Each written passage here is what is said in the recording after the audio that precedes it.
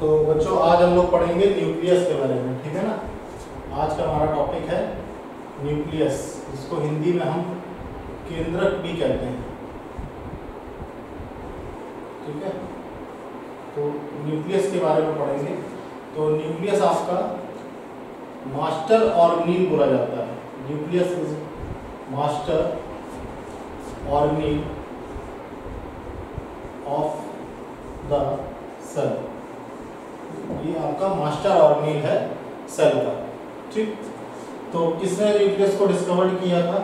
It was discovered by Robert brown. इसको discovered करने वाले साइंटिस्ट का नाम था रॉबर्ट ब्राउन, ठीक। तो रॉबर्ट ब्राउन ने न्यूक्लियस को डिस्कवर किया था और इसको हम master organelle of the cell कहते हैं। यानी मेन कंट्रोलिंग सेंटर है आपका सेल का, तो उसको हम control centre of the cell भी कहते हैं। Control centre of a cell, cell का मेन कंट्रोल सेंटर है, ठीक। या फिर इसको आप ये भी कह सकते हैं कि it is the largest extra cytoplasmic component of a cell. Extra cytoplasmic component of a cell, ठीक। जो कि आपका मॉर्फोलॉजी कंट्रोल करता है, that controls morphology, heredity and all the functions। तो न्यूक्लियस के बारे में ये कहा जाता है कि ये आपका लार्जेस्ट एक्स्ट्रा साइटोप्लाज्मिक कंपोनेंट है सेल का, जो कि मॉर्फोलॉजी कंट्रोल करता है, हेरिडिटी कंट्रोल करता है और बाकी सभी फंक्शंस को भी ये कंट्रोल करता है। मॉर्फोलॉजी का मतलब यहाँ पे ये है कि जो भी फिजिकल अपीयरेंस होता है सेल का उसको कंट्रोल करेगा, हेरिडिटी यानी अनुवांशिकता को कंट्रोल करेगा और जितने भी क्रियाएं कर रहा है, फंक्शंस कर रहा है, सबको डायरेक्ट करने वाला हमारा न्यूक्लियस है। न्यूक्लियस ही सबको डायरेक्ट करता है, इसीलिए हम इसको master organelle of a cell बोलते हैं और जिसको डिस्कवर करने वाले व्यक्ति का नाम है रॉबर्ट ब्राउन, और इसीलिए हम इसको कहते हैं control centre of a cell या फिर extra cytoplasmic component of cell. मेरा कहने का मतलब ये है कि जो न्यूक्लियस है आपका वो और साइटोप्लाज्म, ये दोनों मिलके आपके सेल को बनाते हैं। तो साइटोप्लाज्म में कभी भी हम न्यूक्लियस को काउंट नहीं करते हैं, न्यूक्लियस को अलग रखते हैं और साइटोप्लाज्म को अलग करते हैं। तो दोनों आपके मिलके क्या बनाते हैं? सेल बनाते हैं, ठीक। तो अब बात आती है कि कितने नंबर ऑफ न्यूक्लियस आपके सेल में पाए जाते हैं। नंबर ऑफ न्यूक्लियस पर सेल, तो वैसे तो एक न्यूक्लियस पर सेल होता है। अगर बात की जाए तो हमेशा आप देखेंगे कि एक न्यूक्लियस पर सेल होता है, ठीक। मगर कहीं कहीं पे आपके दो न्यूक्लियाई भी होते हैं। दो न्यूक्लियाई आपके पैरामीशियम में होते हैं, दो न्यूक्लियाई आपके पैरामीशियम में होते हैं, ठीक। इसके अलावा कई बार मल्टी न्यूक्लिएट कंडीशन भी हमको देखने को मिलती है।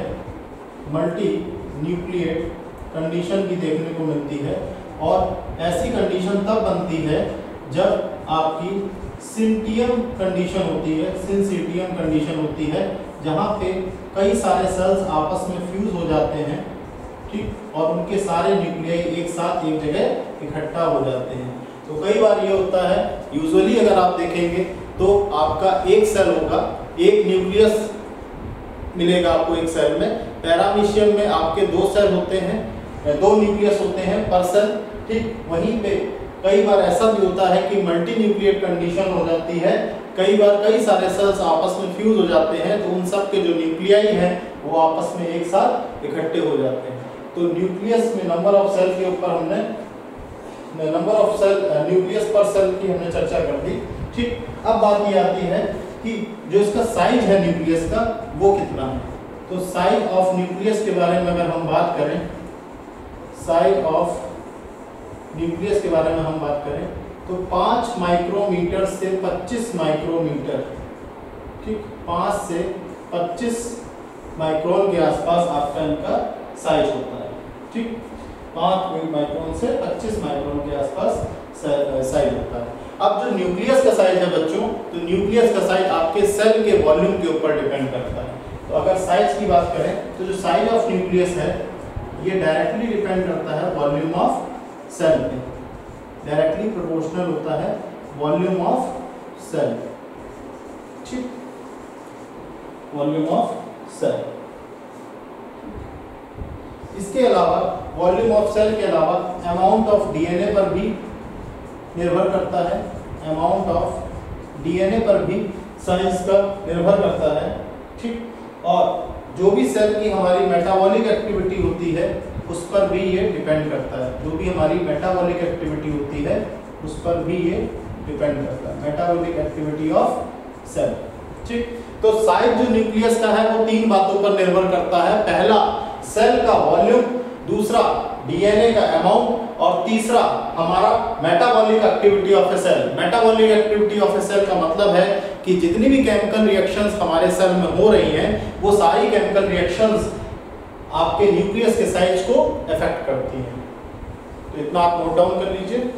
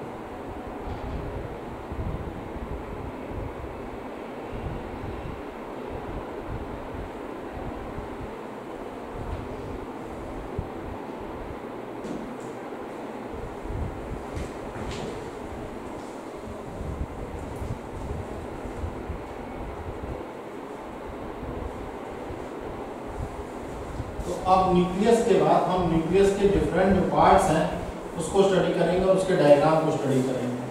ठीक है,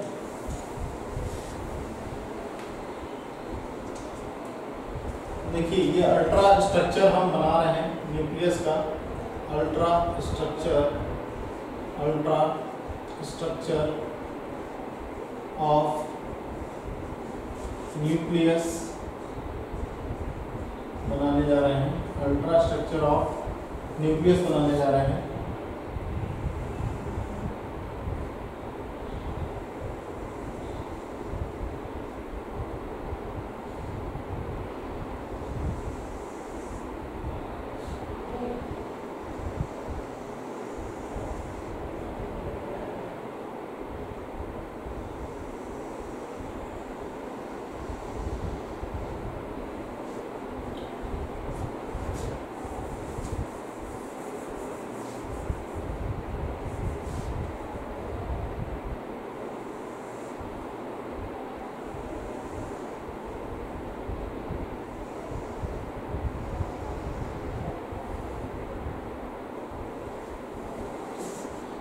तो आप देख रहे हैं कि इस तरीके से यहाँ पे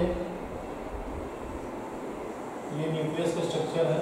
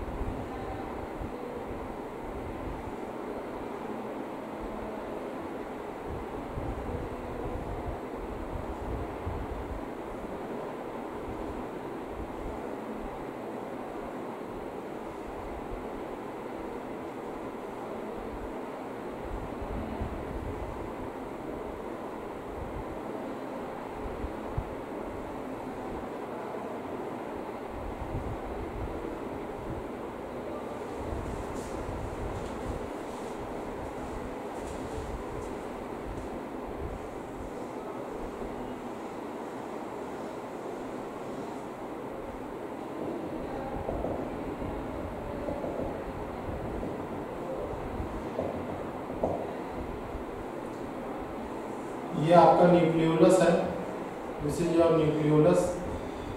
ठीक, ये न्यूक्लियस की आउटर मेम्ब्रेन है, this is your outer membrane. ठीक, और ये इसकी इनर मेम्ब्रेन है, दिस इज इनर मेम्ब्रेन। ठीक, और ये जो आप देख रहे हैं, ये जो दोनों मेम्ब्रेन के बीच स्पेस है, इसको हम कहते हैं perinuclear space. This is known as perinuclear space. ठीक, और यहीं से आपको जुड़ा हुआ एक एंडोप्लाज्मिक रेटिकुलम भी है, न्यूक्लियस से जुड़ा हुआ एंडोप्लाज्मिक रेटिकुलम भी है। ठीक, यहाँ पे आप देखेंगे कि जो छोटा सा जो हल्का हल्का मतलब इस तरीके से आप देखेंगे कि ठीक लाइट शेडेड पोर्शन है। ठीक है, तो जो लाइट शेडेड पोर्शन है इसको यूक्रोमैटिन बोलेंगे।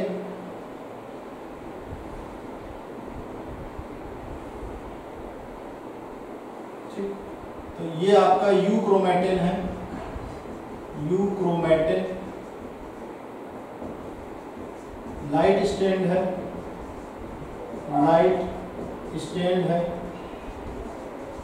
ठीक, इसके बाद आप देखेंगे कि यहाँ पे आउटर साइड में इस तरीके से बीड लाइक स्ट्रक्चर है।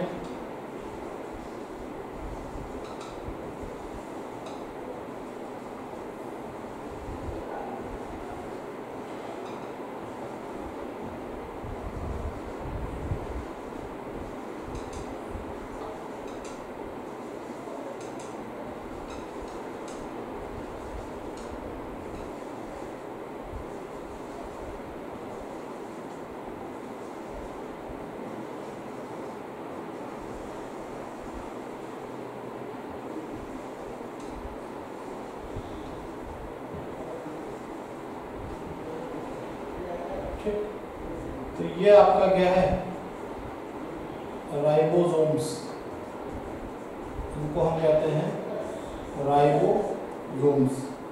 ठीक, यहीं पे आपका एक इस तरीके का स्ट्रक्चर है,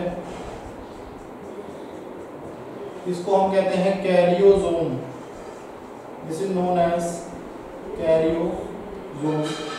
ठीक, कैरियोसोम आपका फॉल्स न्यूक्लियस भी कहलाता है, न्यूक्लियोलस कहलाता है, फॉल्स न्यूक्लियोलस बोला जाता है। ठीक, यहीं पे इस तरीके से आपके स्फेरिकल बॉडीज होते हैं।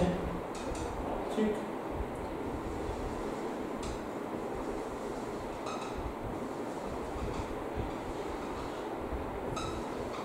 ये स्फेरिकल बॉडीज होती हैं इस तरीके से।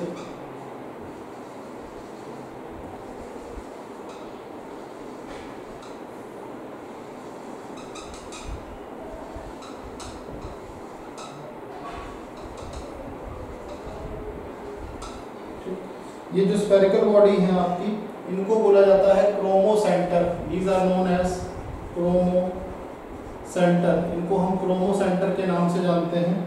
ठीक, ये जो बीच में आप स्पेस देख रहे हैं, ये स्पेस, इसको कहते हैं न्यूक्लियोप्लाज्म।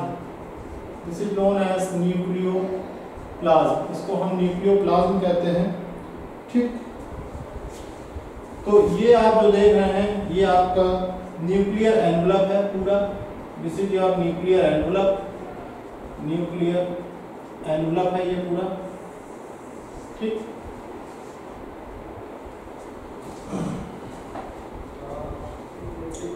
यहाँ पे जो बीच में आप ये पोर देख रहे हैं, इसको हम कहते हैं nuclear pore. This is known as nuclear pore, इसको हम न्यूक्लियर पोर कहते हैं। ठीक,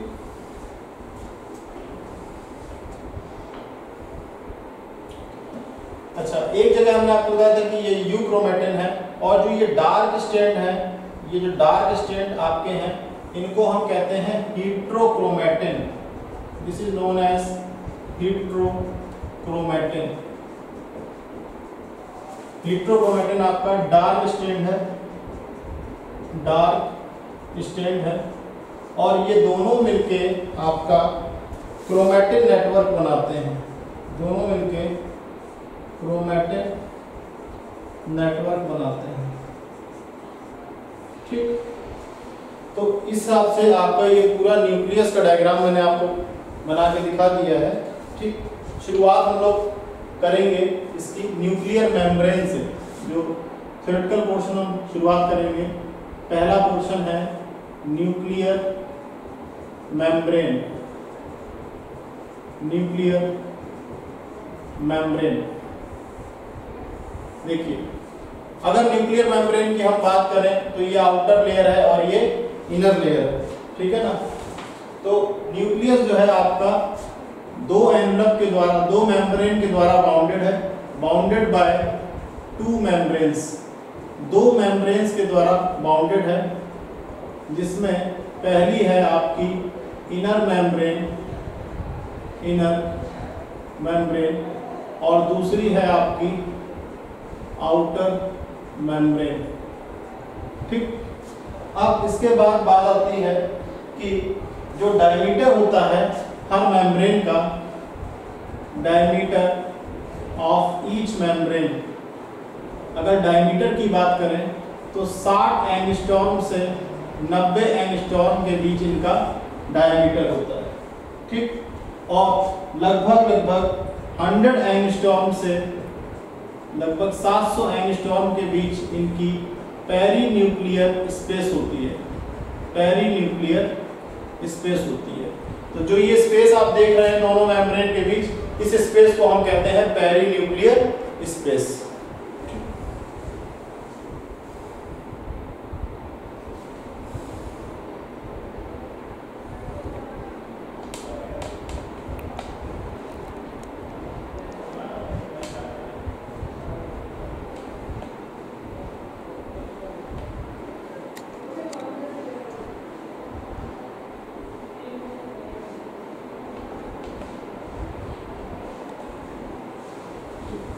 तो देखिए, न्यूक्लियर मेम्ब्रेन में हमने बताया कि ये दो मेम्ब्रेन्स के द्वारा बाउंडेड है, इनर मेम्ब्रेन और आउटर मेम्ब्रेन। हर मेम्ब्रेन की डायमीटर होती है 60 एंगस्ट्रॉम से 90 एंगस्ट्रॉम, और जो पेरीन्यूक्लियर स्पेस होता है वो 100 एंगस्ट्रॉम से 700 एंगस्ट्रॉम के बीच होता है। ये है हमारा पेरीन्यूक्लियर स्पेस। इसकी स्पेस की विड्थ होती है 100 एंगस्ट्रॉम से 700 एंगस्ट्रॉम। ठीक है, अब बात आती है न्यूक्लियर मेम्ब्रेन के बाद कि यहाँ पे आपके जो राइबोसोम्स हैं, देखिए ये राइबोसोम्स हैं, ये जो आप देख रहे हैं ये हैं आपके राइबोसोम्स। ये सब आपके क्या हैं? राइबोसोम्स हैं। ये आपके राइबोसोम्स हैं। ठीक है, तो आउटर सरफेस में न्यूक्लियस की जो आउटर सरफेस है वहां पे राइबोसोम्स अटैच होते हैं। Ribosomes are attached on the outer surface of nucleus. Nucleus के आउटर सरफेस पे राइबोसोम अटैच होते हैं। ठीक, तो पोर जो है आपके यहाँ पे दो प्रकार के हैं। Pores are of two types. दो प्रकार के पोर्स हैं। पहला सिंपल पोर होते हैं, सिंपल पोर होते हैं, और दूसरा कॉम्प्लेक्स पोर होते हैं, कॉम्प्लेक्स पोर होते हैं। ठीक, तो अगर आप देखें तो ये जो पोर्शन हमने अभी इसका बनाया है, ठीक है,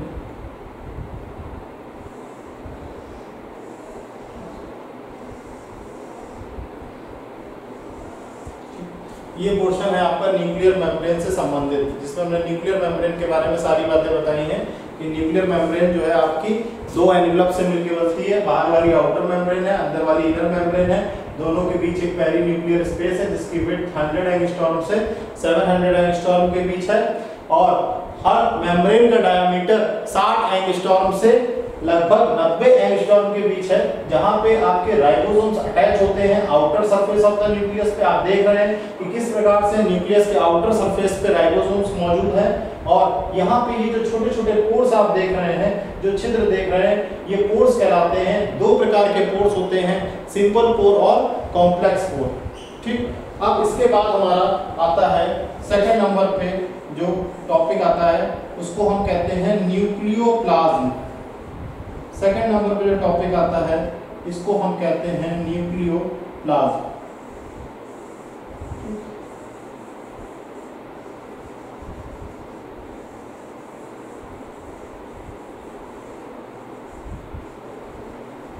इसको कहते हैं न्यूक्लियोप्लाज्म। ठीक, तो देखिए न्यूक्लियोप्लाज्म की बात की जाए तो ये जेली लाइक फ्लूइड है, जेली लाइक फ्लूइड है। ठीक, और यहाँ पे एक प्रकार से जो pH है इसका वो 7.4 से प्लस माइनस 0.2 है, मतलब 7.4 भी हो सकता है, 7.6 भी हो सकता है। ठीक, और यहाँ पे आपको हमेशा एक रिजर्वायर मिलेगा, यानी भंडारण मिलेगा किसका? एंजाइम्स का, और ऐसे एंजाइम्स जो कि डीएनए और आरएनए के सिंथेसिस में काम आते हैं, of DNA and RNA synthesis.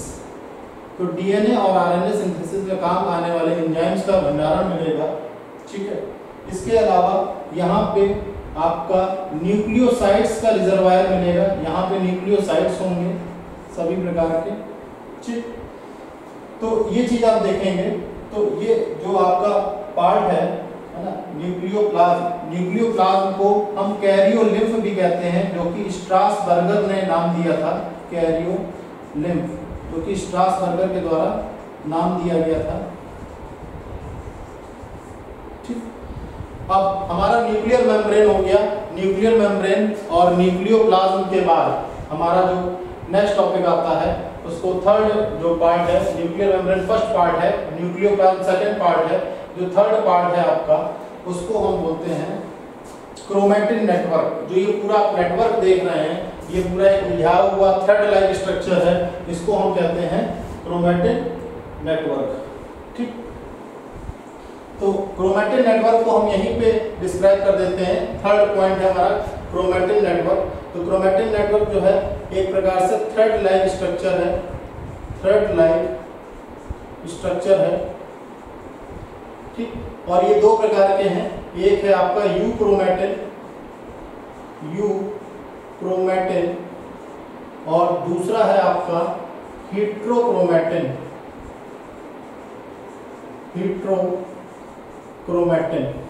ठीक, तो बात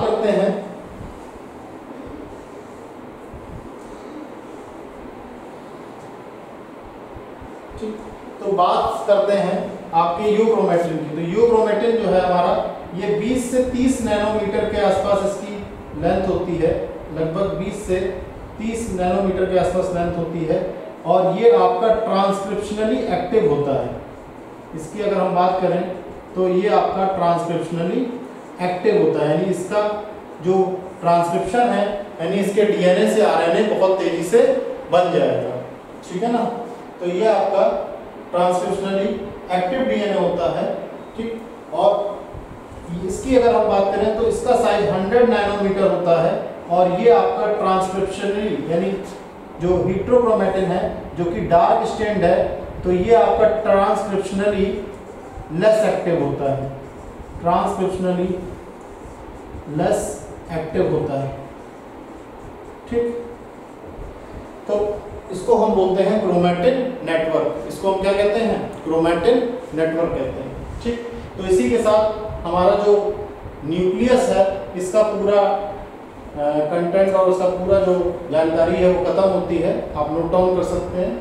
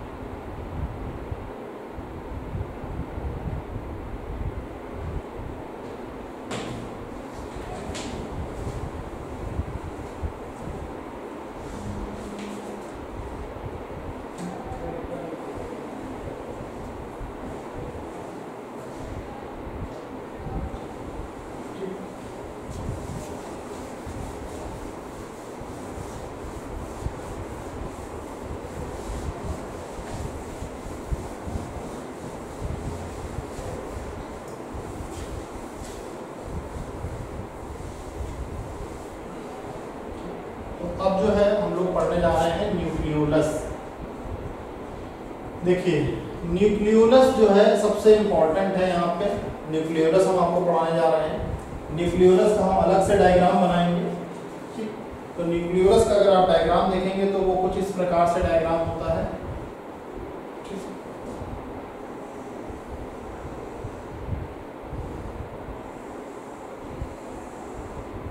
बहुत ही सिंपल सा डायग्राम है, ज्यादा इसमें समय भी नहीं लगेगा।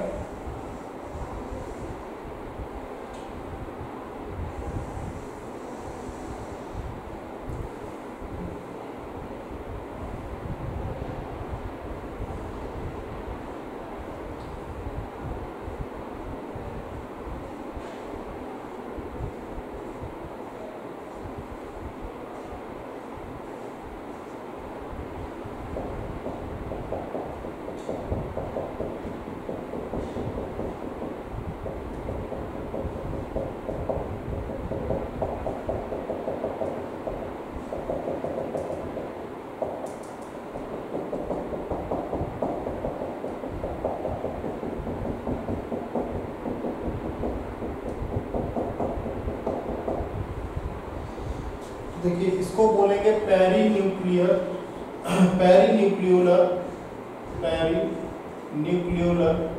Chromatin. This is called as perinuclear chromatin, ठीक है। और इसको कहेंगे इंट्रान्यूक्लियर क्रोमैटिन, ठीक। This is known as intranuclear chromatin. तो ये आपका इंट्रान्यूक्लियर क्रोमैटिन कहलाता है। और ये दोनों आपके पेरीन्यूक्लियर क्रोमैटिन और इंट्रान्यूक्लियर क्रोमैटिन मिलके आपका बनाते हैं न्यूक्लियर क्रोमैटिन। यानी जो न्यूक्लियर क्रोमैटिन है आपका, ये आपका मिलके पेरीन्यूक्लियर क्रोमैटिन और इंट्रान्यूक्लियर क्रोमैटिन का योग होता है, ठीक है, एडिशन होता है। सॉरी, इंट्रान्यूक्लियर क्रोमैटिन, इन दोनों से मिलके बना होता है हमारा न्यूक्लियर क्रोमैटिन, ठीक है। तो न्यूक्लियोलस को डिस्कवर करने वाले साइंटिस्ट का नाम था फोंटाना। फोंटाना ने न्यूक्लियोलस को डिस्कवर किया था, ठीक। इसके बाद आप देखेंगे कि ये जो ग्रेन्यूल लाइक स्ट्रक्चर आप देख रहे हैं, जो ये थोड़े बड़े साइज के स्ट्रक्चर हैं, ठीक है ना, ये जो बड़े साइज के स्ट्रक्चर हैं ग्रेन्यूल लाइक स्ट्रक्चर, इनको हम बोलते हैं पैक्स ग्रेन्युलोसा। पैक्स ग्रेन्युलोसा, इनको हम कहते हैं पैक्स ग्रेन्युलोसा, ठीक। और जो आप ये स्ट्रक्चर देख रहे हैं इनको कहते हैं pars amorpha. This is known as pars amorpha. इसको हम पैक्स एमॉर्फा के नाम से जानते हैं, ठीक। इसके अलावा यहाँ पे कुछ इस तरीके से फाइबर लाइन स्ट्रक्चर भी होता है, ठीक। इसको हम कहते हैं पैक्स फाइब्रोसा। पैक्स फाइब्रोसा, ठीक। और दूसरा नाम होता है न्यूक्लियोलिनीमा, ठीक है। न्यूक्लियोलोनीमा इसको बोलते हैं, न्यूक्लियोलोनीमा, ठीक। पैक्स फाइब्रोसा बोलते हैं इसको, ठीक है ना। तो अगर हम न्यूक्लियोलस की बात करें तो न्यूक्लियोलस आपका एब्सेंट होता है आरबीसी में। आरबीसी में आपको न्यूक्लियोलस नहीं मिलेगा, ठीक है। आपको न्यूक्लियोलस स्पर्म में नहीं मिलेगा, आपको मसल सेल्स में न्यूक्लियोलस नहीं मिलेगा, आपको ईस्ट में नहीं मिलेगा, ईस्ट सेल्स में न्यूक्लियोलस नहीं मिलेगा। तो पहला पॉइंट तो आपका इसका ये हो गया, ठीक। इवन आपको प्रोकैरियोट्स यानी जहां जहां न्यूक्लियस नहीं होगा वहां आपको न्यूक्लियोलस भी नहीं मिलेगा, ठीक। अगर एक न्यूक्लियस की बात की जाए, एक न्यूक्लियस के अंदर लगभग 1 से लेकर 4 न्यूक्लियोलाई होते हैं। एक न्यूक्लियस के अंदर लगभग 1 से लेकर 4 न्यूक्लियोलाई होते हैं। और ये लार्जेस्ट पार्ट ऑफ न्यूक्लियस कहलाता है। अगर हम इसकी बात करें तो ये आपका लार्जेस्ट पार्ट ऑफ न्यूक्लियस है, यानी 35% पार्ट न्यूक्लियस का आपका कवर्ड होता है न्यूक्लियोलस के द्वारा। ठीक, तो जो ये पेर्स एमोर्फा रीजन है, पेर्स एमोर्फा आपका एक एंजाइम में रिच होता है जिसका नाम है आरएनए पॉलीमरेज, जो कि आरएनए का निर्माण करता है। वो एंजाइम आपका पेर्स एमोर्फा में पाया जाता है। ठीक, अगर हम बात करें पेर्स ग्रैन्युलोसा की, तो ये पेर्स ग्रैन्युलोसा आपका प्रोटीन और आरएनए से मिलकर बनता है। प्रोटीन और आरएनए से मिलकर बनता है पेर्स ग्रैन्युलोसा। ठीक, तो अगर आपसे कोई पूछे कि फंक्शंस क्या हैं, तो जो मेन इंपॉर्टेंट फंक्शन है न्यूक्लियोलस का, फंक्शंस ऑफ न्यूक्लियोलस, तो राइबोसोमल आरएनए का synthesis, it synthesises RNA, ribosomal RNA का निर्माण जो है आपका न्यूक्लियोलस करता है। ठीक, इसके अलावा राइबोसोम्स का भी निर्माण आपका न्यूक्लियोलस करता है। It synthesises ribosomes, that's why it is called as ribosome factories, ribosomes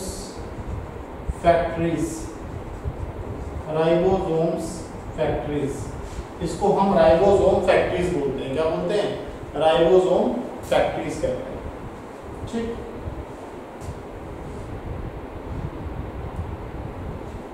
इसके अलावा स्पिंडल के फॉर्मेशन में भी इसका रोल होता है। It takes part in spindle formation during cell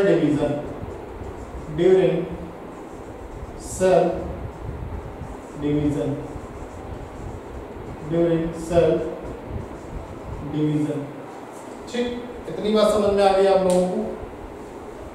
ठीक, तो ये था हमारा न्यूक्लियोलस के बारे में। इसी के साथ हमारा न्यूक्लियस समाप्त हो जाता है और कल की क्लास में हम लोग क्रोमोसोम्स पढ़ेंगे, सेंट्रियोल्स पढ़ेंगे और जो थोड़े बहुत टॉपिक रह गए उसको हम कल के बाद इस चैप्टर को खत्म करेंगे।